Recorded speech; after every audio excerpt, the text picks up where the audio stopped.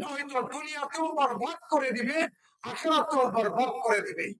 যদি দুনিয়াতে আমি সৎ লোকদেরকে সঙ্গী বানাইতে পারি, সৎসঙ্গ যদি বানাইতে পারি, আল্লাহ তাআলা 5টা পুরস্কারের ঘোষণা করেছেন। সুবহানাল্লাহ। 5টা পুরস্কার। যদি কোনো বান্দা নিজের সঙ্গীকে বাছাই করার সময় ভালো বাছাই করতে পারে, আর ভালোকে আল্লাহ তাআলা কোরআনে বলে দিয়েছেন, সূরা তাওবার 119 নম্বর আয়াতে বলেন, ইয়া আইয়ুহাল্লাযীনা আমানুত্তাকুল্লাহ ওয়া কুনু মা'আস সাদিকিন। এ ঈমানদারেরা, বিশ্বাসী বান্দারা, আল্লাহকে ভয় করো। ওয়া কুনু মা'আস সাদিকিন। সাদিকিন যারা আছে, সত্যবাদী বান্দাদের সঙ্গে হও। সত্যবাদী কারা? ওই 3 জন সাহাবী যেরকম মুনাফিকদেরকে বন্ধু বানাইয়া বিপদে পইরা, আবার এই বিপদের দুঃখের মধ্যে পইরাও তাদের সঙ্গ না দিয়া সত্যবাদীদেরকে ঈশা গ্রহণ করেছিল। হযরতে আবু বকরকে গ্রহণ করেছে, হযরতে ওমরকে গ্রহণ করেছে।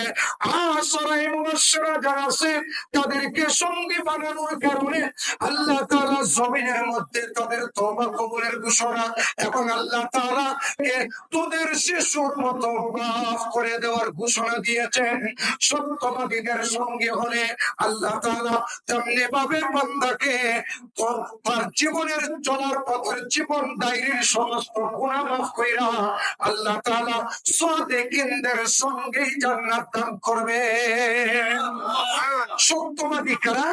সাহাবায়ে কেরাম। প্রথম সত্যবাদী হলো সাহাবায়ে কেরাম।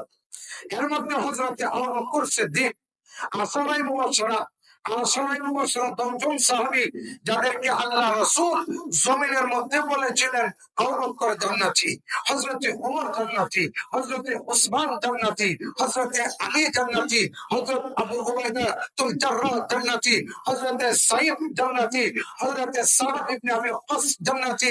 এরকম ভাবে আল্লাহ রাসূল 10জন সাহাবীর নাম উল্লেখ করেছেন।